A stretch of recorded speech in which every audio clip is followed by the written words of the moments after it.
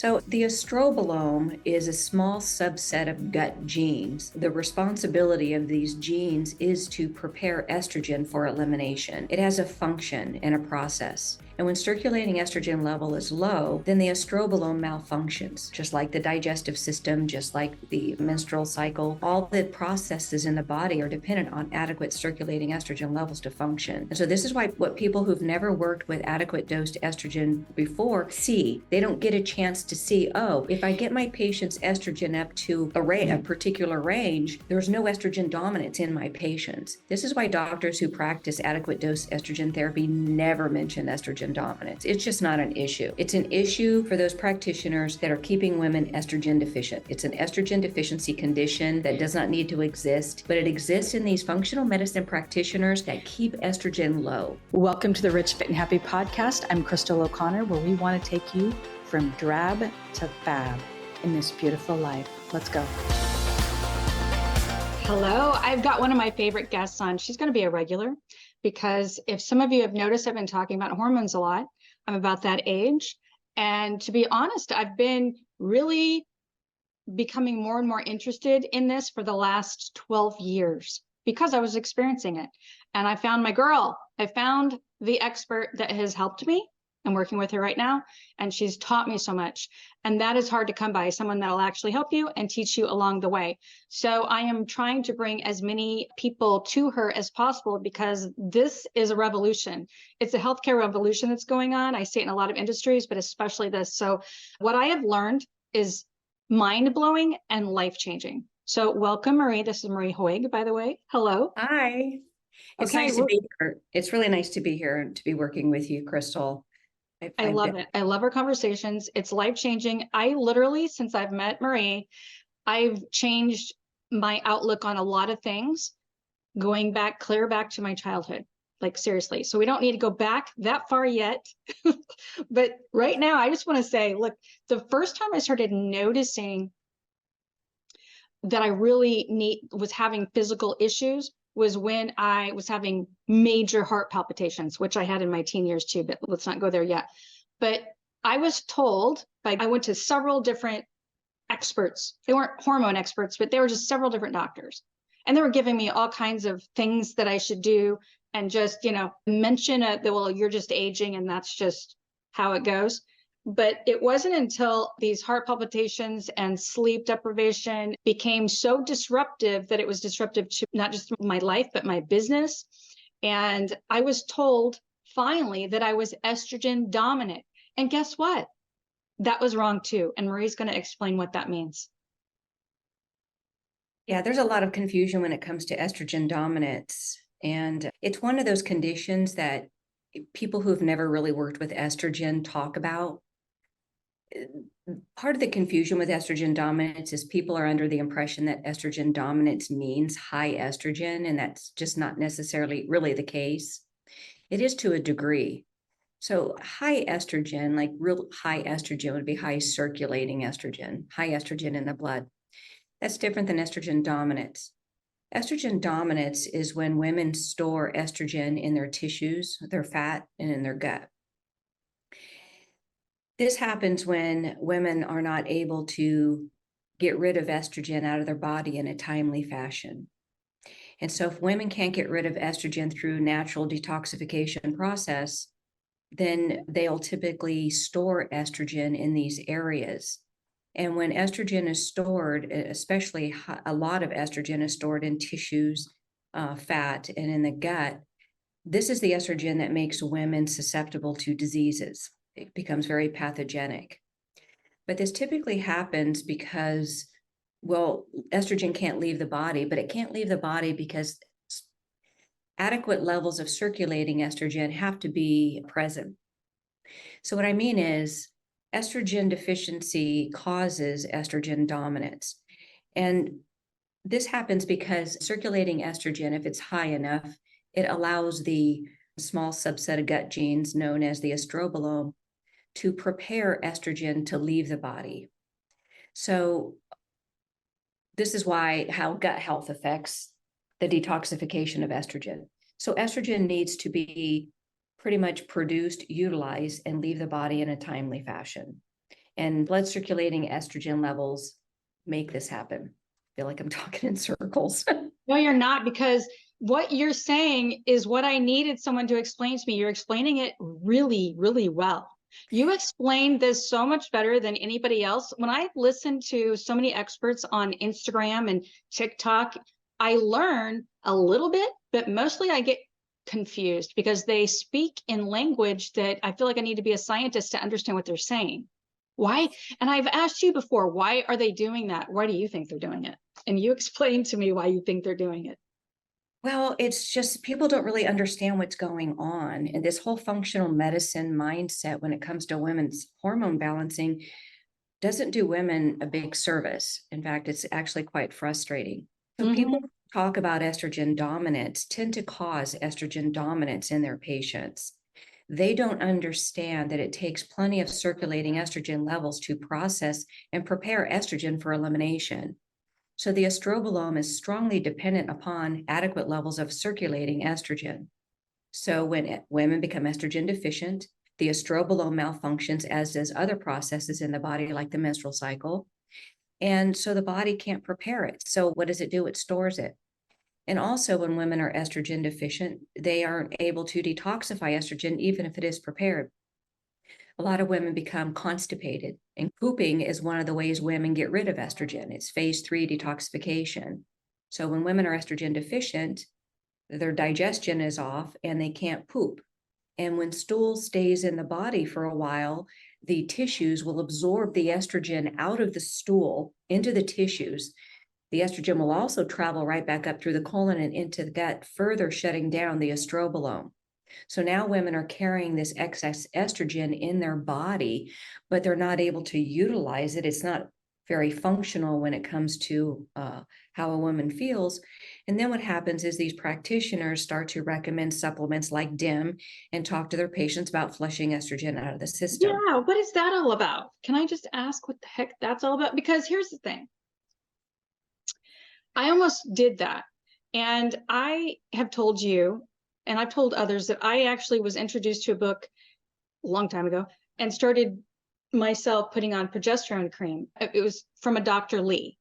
We could talk about Dr. Lee and his approach, but the truth is, Marie gave me my first dose of estrogen, and 10 symptoms were gone in about 2 hours. Is that all? Yeah, all the ones that I could see. And one of the things that I noticed was my joint pain diminished. And we could talk about all the other things, but there's just so many things to talk about here. And that's why I want you on my podcast as a regular. Well, let's wrap up the estrogen dominance thing for a moment. Yeah. So as I was putting on progesterone cream and eliminating a few of the side effects, one of the biggest side effects that I was having, now this was years ago when I started, was right before my period, I would cry about things that were irrational. And it made that stop. So, I need to be level-headed. Hello. Like, I'm running a business. I was raising 3 kids, and that was really important. And I became irrational. So why did I just tell you that? As I felt like when I was putting on, from what I read from Dr. Lee, when I was putting on the progesterone cream on my arm, I thought that I was pushing down the estrogen. From what I got from that book is that I was leveling out and lowering my estrogen, and that it was a good thing. Yeah. It's not really what was happening. No. Dr. Jonathan Lee is a pioneer in the hormone medicine industry. I mean, the field of hormone medicine, but he's very old school. Hormone replacement therapy has advanced beyond, well, second generation HRT, like what Dr. Lee uses. The mindset of this type of practitioner is to keep estrogen low at all times.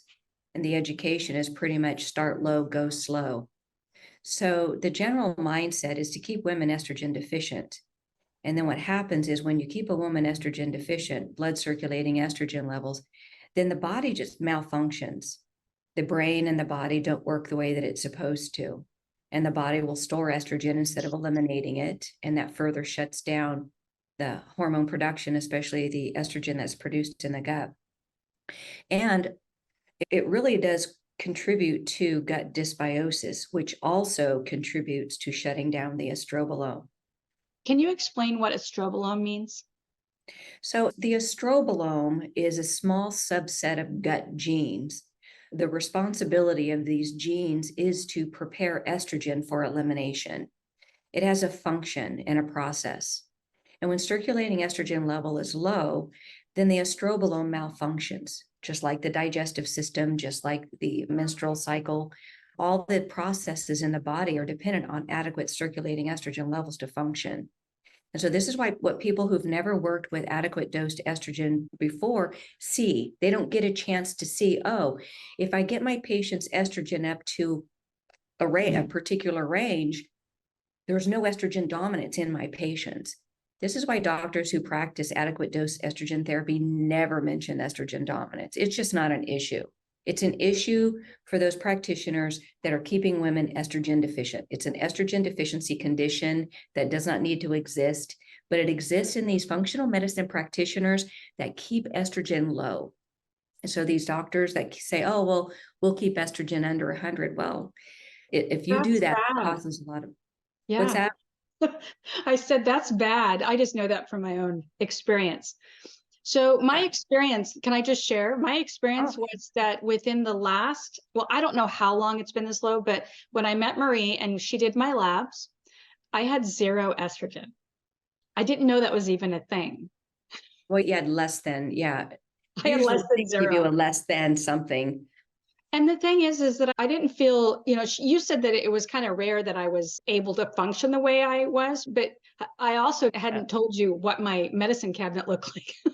Like I was taking a lot of things. I was doing a lot of research. When I say taking things, I was taking minerals and I couldn't go to sleep without a certain amount of magnesium. And so my house was just covered with it.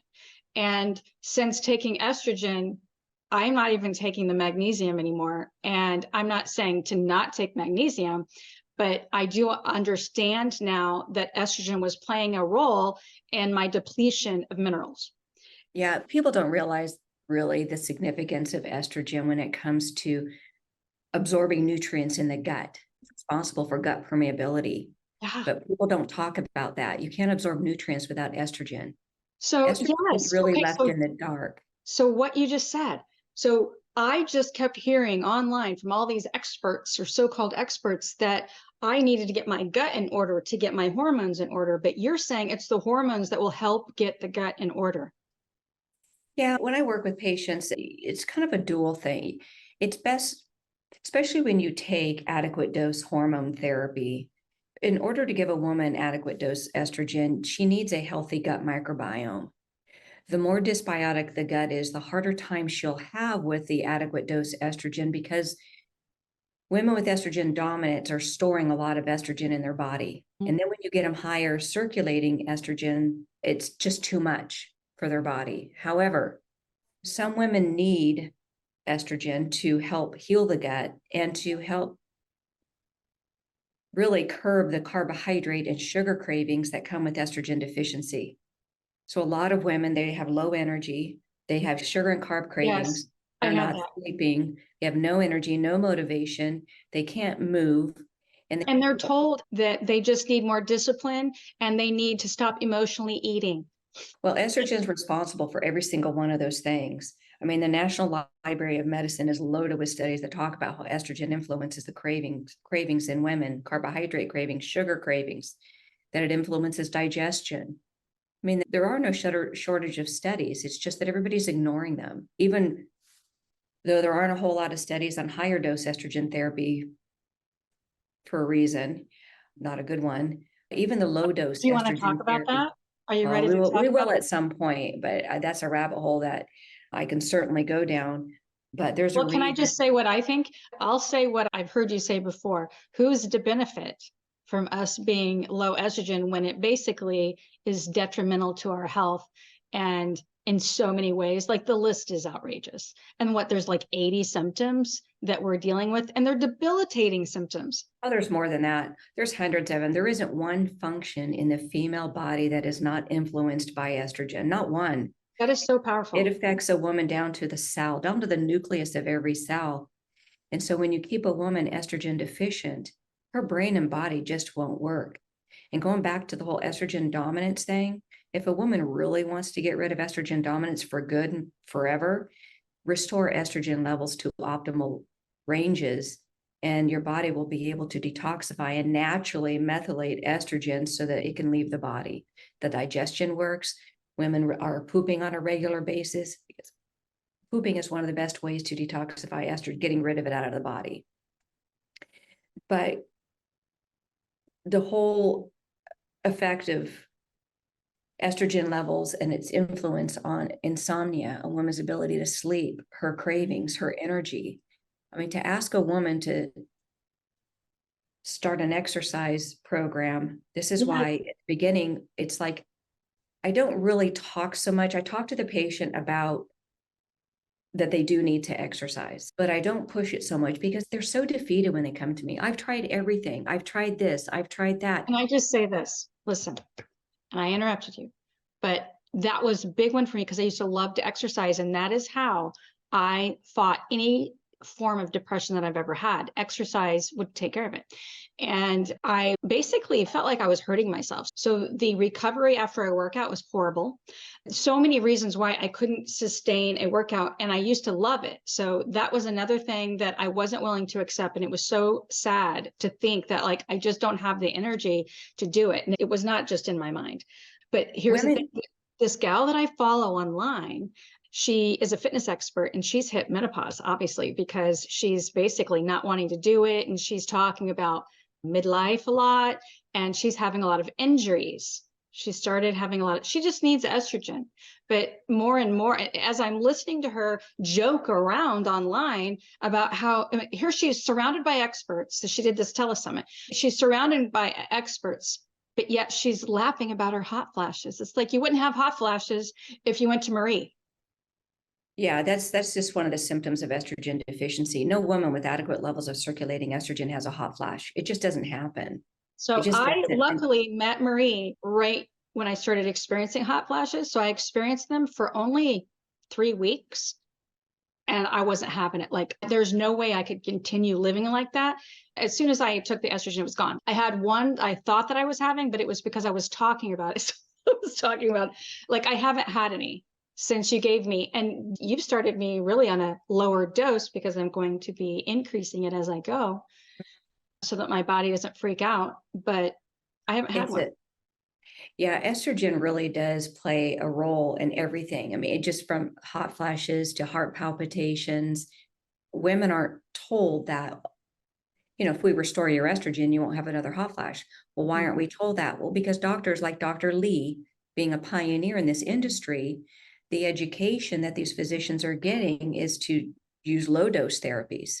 And so if functional medicine doctors and even conventional medicine doctors are giving women low dose estrogen, well, patients are still going to have symptomology.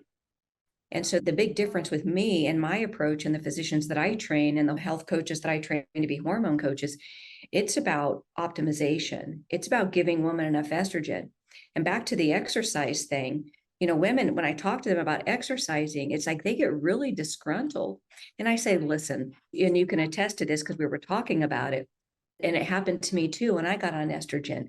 I felt so defeated that when you start on estrogen, it does something to the brain. It actually wakes up the brain and it calms the brain, but yet it energizes the brain. And it gives women a sense of the ability to do something. It gives women an organic energy and some motivation that they actually just feel good for no real good reason. So they go for a walk or they say, oh, I think I'll make it to the gym just because they organically just want to do it. And then they get a better result from their efforts because of the estrogen. And that is motivating. Yes, I for years struggled with my knees hurting when I would run, and I used to love to run. And I know exactly when it happened and when my estrogen dropped, and it was after having my first biological child. I have an adopted child, but my first child that I birthed, that's when my knees started hurting and I couldn't run anymore. And guess what? Took estrogen, and within I think it was just a day or 2 days, I just thought I'd experiment because my knees weren't hurting at all. And sure enough, I was able to run. And it was usually after the run where it was the most painful. And I ran about a quarter of a mile, no pain. That told me so much. Now, that was like 23 years ago that I had the first knee pain. I haven't been able to run for 23 years. That's the difference. That's insane. Yeah, that's actually one of the first things that gets fixed. Within an hour, there are several things that, the body's like, whoa, I have estrogen. So now that dose that you have goes to work with healing and repairing. And when you get a healthy dose of estrogen, it utilizes your water. Estrogen's responsible for body fluid balance, basically.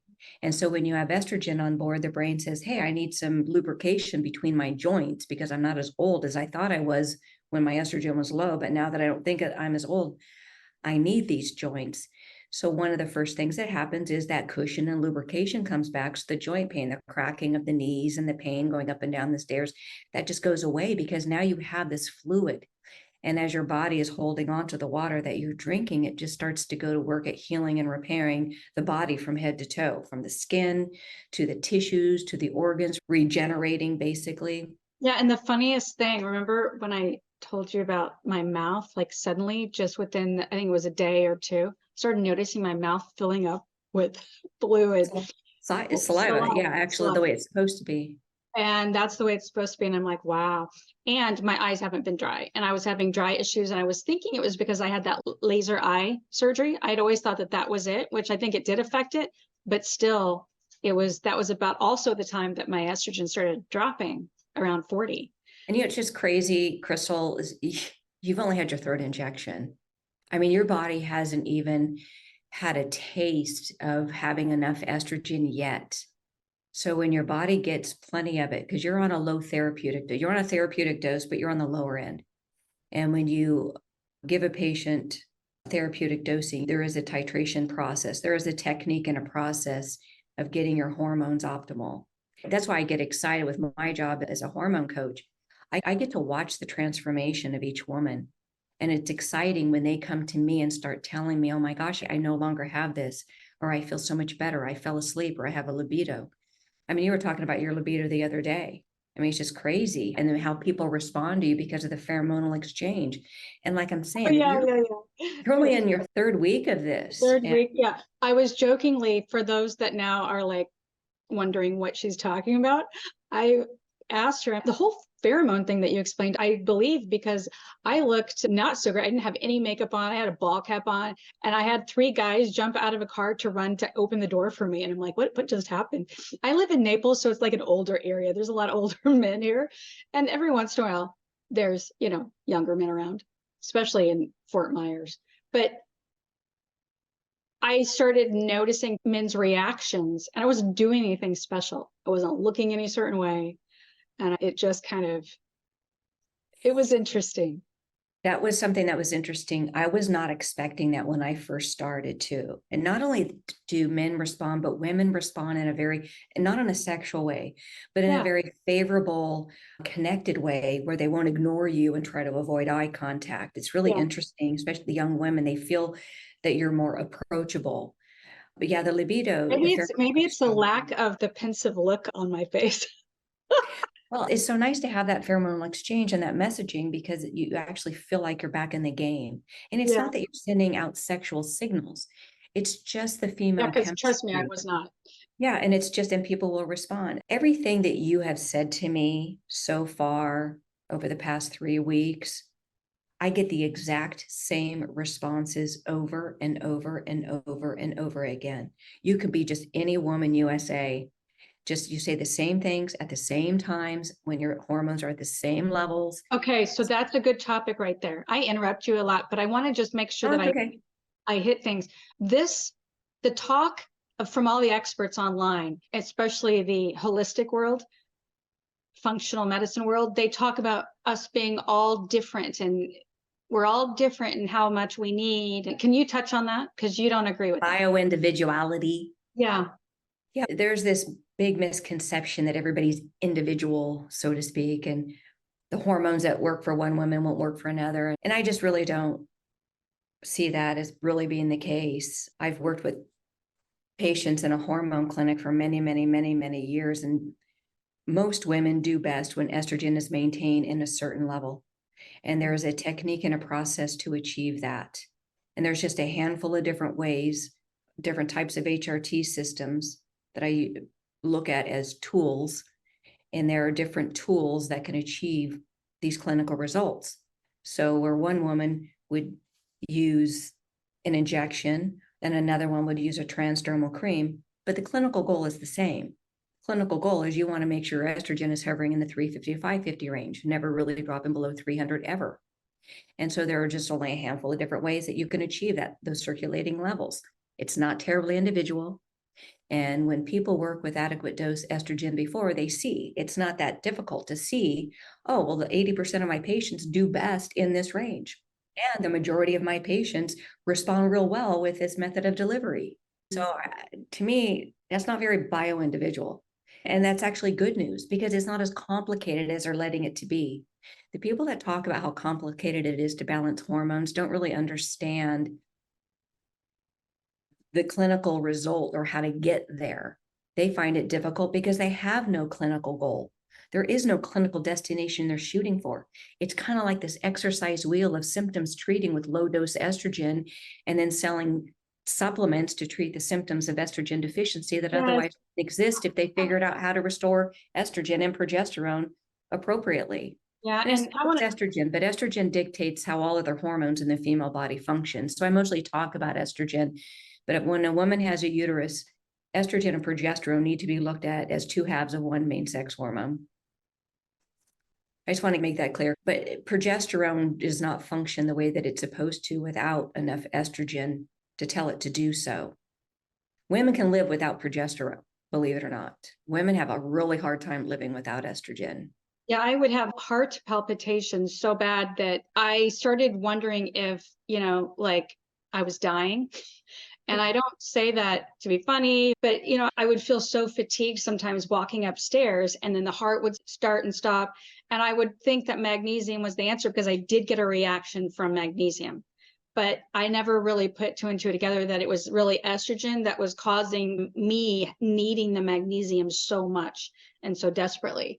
And I think that with the studies pointing to lack of estrogen being detrimental to the heart and the leading cause of death for women over 50 is heart disease, and estrogen being the answer, I think you have, and I don't think that I'm sounding over the top. I really think me finding you saved my life.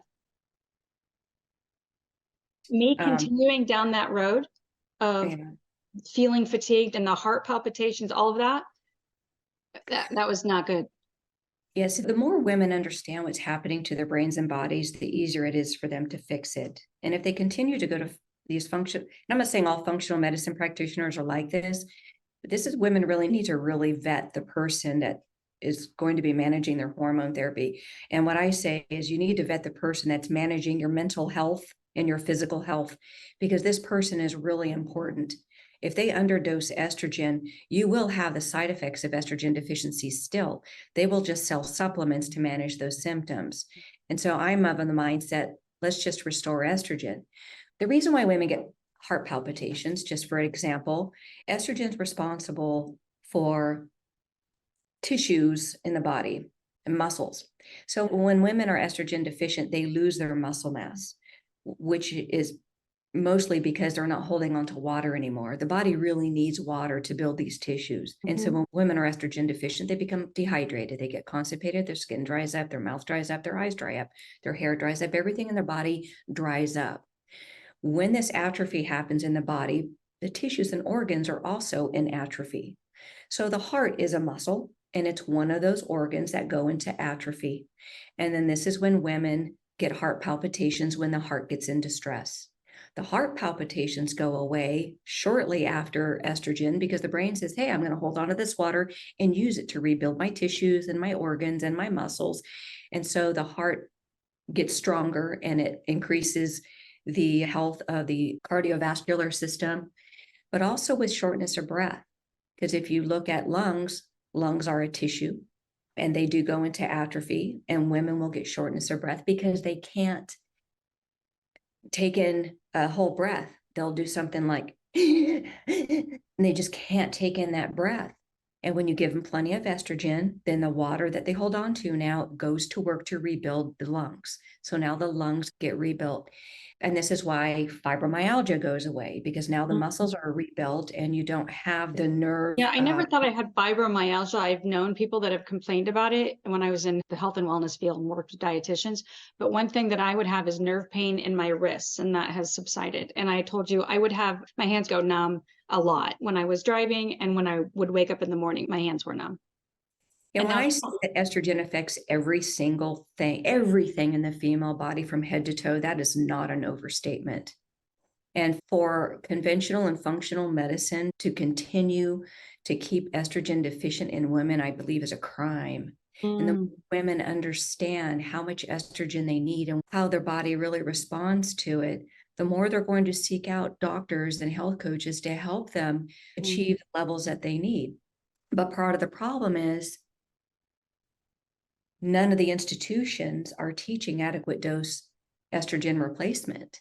And they're teaching keep the hormones low and put the fear of estrogen causes cancer into the minds of these people. Because if you do that, doctors will be afraid to prescribe estrogen and they'll try to talk patients off of it. When you do, that's when I ask the question, who stands to benefit keeping women estrogen deficient?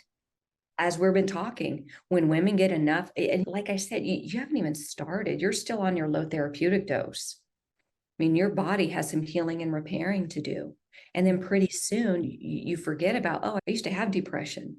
I used to have anxiety. I used to have, and you start thinking about all the things you used to have, but you don't think about it because you're just going about your life now living and not in these Facebook groups and your depression group and your anxiety group. and you know what? We haven't even touched on. We're going to end this because we're going to do another segment on how it is linked to dementia. That's a big one, and cognitive difficulties. And the whole brain fog is laughed about. It's not funny. I don't think it's funny. No, And well, I guess, yeah, I'm about at the end of my rope with people laughing. These symptoms, these very debilitating it's not funny. I have an aunt that's 67 and she's basically unable to take care of herself because of dementia. And she's only 67. Yeah, there's actually a lot of studies in the National Library of Medicine on how estrogen impacts and prevents dementia, cognitive decline. My goal, what I hope women do, is to educate themselves about the truth about estrogen and to understand how it affects the brain and the body. Because working as a clinical hormone coach for the past 20 years, I just see that there aren't the mental illness diagnoses in women who have adequate dose estrogen. It just doesn't exist. Yeah. It's one of the clinical indicators that we monitor. Women just don't get depression or anxiety. So that's the thing that affected me the most in all of this when I first started years ago. Can I ask you, you teach health and wellness. You've got a lot going on here in the future, really big projects. But let's talk about this masterclass that we're going to have next week. I'm going to actually help her hold this masterclass. And it is specifically for who? Who do you want listening to this masterclass? Well, I tell you, I've had a lot of requests over the years from health coaches, physicians, and healthcare practitioners who want to know what I know. They don't want me to teach them what I've come to learn over the past 20 years working with adequate dose hormone therapies and coaching patients on hormone therapy. So I did decide to, well, one, my practice is saturated and I can't take on too many more patient clients. And I'm looking to train health coaches who are interested in learning what I know. And I don't mean low hormone education. I'm talking about, can I say low dose BS? yeah, it just doesn't work. And so I'm looking to train medical professionals who are really interested in how to properly restore estrogen and progesterone and other pertinent hormones for women to levels that mimic her in her reproductive prime. And so there is a technique and a process, and I'm happy to offer this masterclass, but I can only take on a certain amount of clients in this class. So the enrollment is open for a couple of weeks. And I do have this informational webinar where I'll go through what that masterclass looks like. So anybody who's interested, they can go to hormonecoachmasterclass.com. And that's hormonecoachmasterclass.com. And you can get some more information and register for the webinar. I'll be talking about a lot more than just the masterclass. So there's a lot to learn. And I'll answer some questions too. So you can come with your questions and you can learn about what I have to bring to the table with teaching other healthcare professionals what I do. Okay. And then anyone that's listening or watching, it's in the show notes. Just go to the show notes and there's a link to where to sign up to get information to be on the class or be in the class. If you are a health coach, a wellness coach, and you want to actually help your clients lose weight and actually help them get better and stay better, you want to listen to what she has to say, because this can actually be life-changing for your patients and business changing for you. I say things that nobody else says. I can count on two hands, if that, how many people have had, experience working with adequate dose hormone therapies before. So I'm excited to share this, and I appreciate you helping me out with that. And I'm excited to actually share you with everyone. Okay, thank you, everyone.